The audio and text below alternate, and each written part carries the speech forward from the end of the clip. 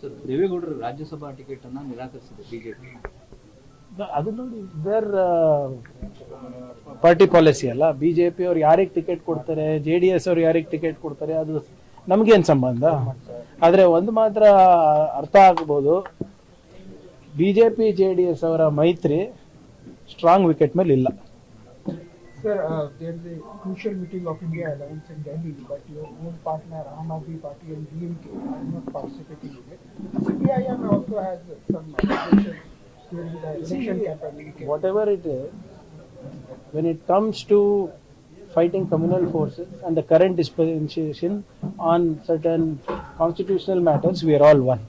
Whether it is AAP, whether it is DMK, whether it is Congress, whether it is TMC. You have seen what has happened in Bihar, West Bengal, you have seen what has happened in Tamil Nadu. Yes, there might be certain differences, but nothing is bigger than the constitution, nothing is bigger than the stability for the country. Sir, JDS BJP ಮೈತ್ರಿ day by day weak ಆಗ್ತಿದೆ ಅಂತಾನೆ ಅನ್ಸಲ್ವಾ sir? ನೋಡಿ, ಅವ್ರು weak ಆಗ್ತಾರೋ strong ಆಗ್ತಾರೋ ಗೊತ್ತಿಲ್ಲ. ಇವ್ರೆ ನಾವು ಒಳ್ಳೆ ಆಡಳಿತ ಕೊಟ್ಟು ಜನರಿಗೆ ಜನರ ಮನ್ಸು ಗೆಲ್ಬೇಕಂತ ನಮ್ದಿದೆ ಅಷ್ಟೇ. ಅವ್ರ ಮೈತ್ರಿ ತಗೊಂಡು ನಮ್ಗೇನ್ ಮಾಡೋದಿದೆ? ನಾವು ನಮ್ಮ ಶಕ್ತಿ ಮೇಲೆ ಗೆಲ್ಬೇಕು ಹೊರತು ಅವರ ವೀಕ್ನೆಸ್ ಮೇಲೆ ಅಲ್ಲ. ಅವ್ರು ಏನಾದ್ರು ಮಾಡ್ಕೊಳ್ಳಿ, ನಮ್ಗೆ ಅದು ಸಂಬಂಧ ಇಲ್ಲ. ಆದ್ರೆ ಬಿಜೆಪಿ, IT, ED, CBI ಇರ್ಲಿಲ್ಲ ಅಂದ್ರೆ JDS ಗಿಂತ ಕನಿಷ್ಠ ಪ್ರಾದೇಶಿಕ ಪಕ್ಷ ಆಗುತ್ತೆ. ಸರ್, ಇನ್ ಬಿಟ್ವೀನ್ ಬಿಜೆಪಿ ಅಲ್ಲ ಕಾಂಗ್ರೆಸ್ 5ನೇ ಅಭ್ಯರ್ಥಿ ಕಣಕ್ಕಿಳಿಸಿದ್ದಾರೆ, JDS ನವರು ಕೂಡ 3ನೇ ಅಭ್ಯರ್ಥಿ ಕಣಕ್ಕಿಳಿಸಿದ್ದಾರೆ. MLC ಕಾಂಗ್ರೆಸ್ ಅಭ್ಯರ್ಥಿಗೆ ಗೆಲುವಾಗುತ್ತೆ, ಜಯಬೇರಿ ಆಗ್ತಾರೆ, ಅದರಲ್ಲಿ ಯಾವುದೇ ರೀತಿಯಾದಂತ ಅನುಮಾನ ಇಲ್ಲ. ಸರ್, ಈಗ ರಾಮಲಿಂಗಾರೆಡ್ಡಿ ಅವರು ರಾಜೀನಾಮೆ ವಾಪಸ್ ಪಡೆದಿದೆ ಅಂತ ಹೇಳ್ತಾರೆ, ಬಟ್ ಮುನ್ಸ್ಕೊಂಡಿದ್ದಾರೆ, ಇನ್ನೂ ಕೈ ಸಿಗ್ತಾ ಇಲ್ಲ ಅವರು ಪಾಠ ಪಕ್ಷದ ಮೇಲೆ ಅಂತ. ಯಾರು ಹೇಳಿದ್ರು ನಿಮ್ ಕೈ ಸಿಗ್ತಾ ಇಲ್ಲ ಅಂದ್ರೆ ಅವ್ರು ಮುನ್ಸ್ಕೊಂಡಿದ್ದಾರೆ ಅಂತ ಅರ್ಥನಾ? ಮುನ್ಸ್ಕೊಂಡಿದ್ದಾರೆ ಅವರು. ಯಾರು ಎಲ್ಲಿ ಹೇಳಿದಾರೆ ಹೇಳಿ? ಈಗ ಮಾಧ್ಯಮ ಸ್ನೇಹಿತರ ಕೈಗೆ ಸಿಗ್ತಾ ಇಲ್ಲ ಅಂದ ತಕ್ಷಣ ಮುನ್ಸು ಅಂದ್ರೆ ಹೆಂಗ್ ಹೇಳಕ್ಕಾಗ್ತದ? ನಮ್ ಕೈಗೆ ಸಿಕ್ಕಿದ್ದಾರೆ, ಮುಖ್ಯಮಂತ್ರಿಗಳ ಕೈಗೆ ಸಿಕ್ಕಿದ್ದಾರೆ, ಅವರ ದಿನಚರಿಗಳು ನಡ್ಸ್ಕೊಂಡು ಹೋಗ್ತಾ ಇದ್ದಾರೆ. ಅದೇ ಖಾತೆ ಮುಂದುವರಿಯುತ್ತಾರೆ, ಯಥಾಸ್ಥಿತಿ ಮುಂದುವರಿಯುತ್ತಾರೆ. ವರಿಷ್ಠ ತೀರ್ಮಾನ ಮಾಡಿದ್ದಾರೆ, ಅವರು ಸ್ಟೇಟ್ಮೆಂಟ್ ಕೊಟ್ಟಿದ್ದಾರೆ, ಮುಖ್ಯಮಂತ್ರಿಗಳು ಸ್ಟೇಟ್ಮೆಂಟ್ ಕೊಟ್ಟಿದ್ದಾರೆ. ಮತ್ತೆ ಅವರಿಬ್ರು ಸ್ಟೇಟ್ಮೆಂಟ್ ಕೊಟ್ಟ ಮೇಲೆ ನಾವೆಲ್ಲ ಮಾತಾಡೋದು ಅಪ್ರಸ್ತುತ ಅಲ್ವಾ?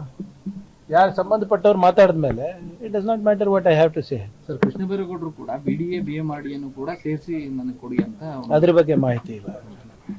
ಬೆಂಗಳೂರು ಉಸ್ತುವಾರಿ ಆದವ್ರಿಗೆ ಎಲ್ಲಾ ಲೋಕಲ್ ಬಾಡೀಸ್ ಇನ್ಕ್ಲೂಡ್ ಆಗ್ತಾ ಒಟ್ಟು ಸೇರಿಸಿ ಕೊಡಿ. ಇದ್ರು. ಕೃಷ್ಣ ಬೈರೇಗೌಡರಿಗೆ ಯಾಕೆ ಮೇಜರ್ ಇವನ್ನ ಕೈ ಬಿಟ್ರು ಅಂತ ನೋಡಿ, ಅದು ವರಿಷ್ಠ ತೀರ್ಮಾನ. ಆಮೇಲೆ ಅದೇನಿದೆ ನಮ್ಗೆ ಹೆಚ್ಚಿನ ಮಾಹಿತಿ ಇಲ್ಲ. ಮುಖ್ಯಮಂತ್ರಿಗಳೇ ಹೇಳ್ಬೋದು. ಸಾರಿ, ಕೇಳಿಸ್ತಾ ಇಲ್ಲ. ಬೆಂಗಳೂರಲ್ಲಿ ಅಪರಾಧ ಕೃತ್ಯಗಳು, ಡ್ರಗ್ಸ್ ಹಾವಳಿ ಈ ತರದೆಲ್ಲ ಹೆಚ್ಚಾಗಿ 2 ದಿನದಿಂದ ಜಾಸ್ತಿ ಆಯ್ತಾ? ಇಲ್ಲ, ಹೆಚ್ಚಾಗ್ತಾ ಇದೆ ಅಂದ್ರೆ 2 ದಿನದಲ್ಲಿ ನಾನು ಚಾರ್ಜ್ ತಗೊಂಡು 48 ತಾಸಾಗಿಲ್ಲ. ಖಂಡಿತವಾಗಿ ನೋಡಿ, ಇಟ್ಸ್ ಮೈ ರೆಸ್ಪಾನ್ಸಿಬಿಲಿಟಿ.